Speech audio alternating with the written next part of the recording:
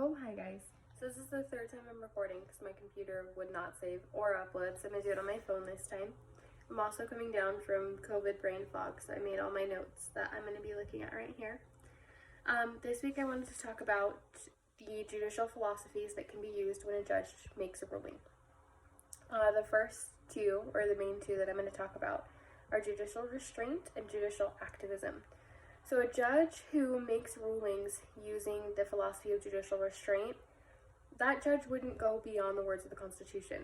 They look at the Constitution plainly as the founders intended it to, and they use that to make their rulings. A judge who's using judicial activism as their philosophy, on the other hand, would look at precedent, which means other cases and other rulings that have been made by any of the courts.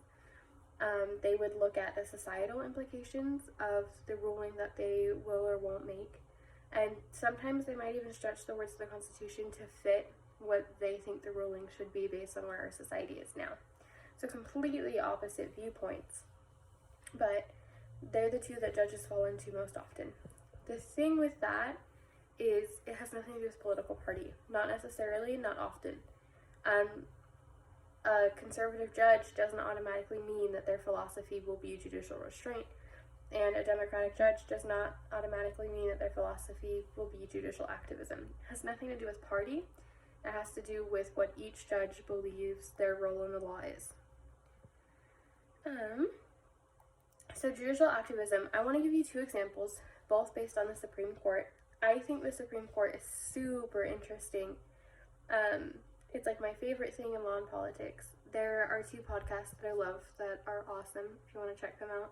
One is More Perfect, which goes over all the Supreme Court cases, especially the gray area ones. And then Amicus, which goes over current legal situations. It's super interesting. Anyway, example number one wasn't in the book, and it is Miranda v. Arizona. So, on March 13th, 1963, Ernesto Miranda was arrested in his house and brought to the police station where he was questioned for 2 hours regarding a kidnapping and rape. At the end of the 2 hours, the officers were able to produce a written confession from Miranda.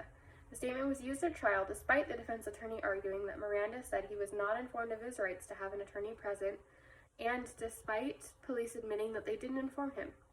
Miranda appealed it on the grounds of the police breaking his Fifth Amendment right and was denied. So he got arrested, submitted the statement, it went to trial. The first trial was in the lower court system, and his defense attorney said, "It's not fair, you can't charge him or use any of his statement because he didn't have a lawyer present." The court said, "No, we didn't break any rules. The police didn't break any rules. Sorry." So they appealed it, and it went to the Superior Court of Arizona, which is like the Supreme Court at a state level. And the Superior Court also denied it. At that point, the defense attorney gathered up everything from the case, everything from both denials. He wrote briefs on why he thinks that their ruling was wrong. He also gathered amicus briefs. Amicus briefs are written by someone who's not involved in the case and has no influence over the outcome, but who has an interest in the outcome. So he would gather all of those things and submit them to the Supreme Court. The Supreme Court gets thousands of cases a year that they have to go through and field which ones they're going to take. So the Supreme Court the justices would go through each case, and if they think that it's worth mentioning, they put it on this list. And then from that list, all the other justices look at the cases. If they can get at least four justices to agree that there's enough reason to look into that lower court's ruling, then it's called a writ of cert, and it would be granted. So once the writ of cert is granted, as long as those four justices want to reopen the case is reopened. They will go over everything on their own, and then they'll gather to do oral arguments, where they can call on the defendant, defense, anything, everything. And then they move into a closed meeting where they make their decision and their ruling. Let's see. Let me see where I'm at on my notes. So in this situation, the ruling was a 5-4 decision that the Fifth Amendment right was broken, and the Supreme Court made that choice. They submitted a written opinion, so once the ruling's made, whoever's for that ruling, the Chief Justice will pick one of them, and they have to write the opinion. The opinion is like a written document that's formally submitted, and it allows anyone who wants to see what happened in that meeting and why they ruled that way can go through and read it. So the opinion said that they determined that a defendant was required to be informed of his rights to an attorney, his right to remain silent, and other rights before interrogation.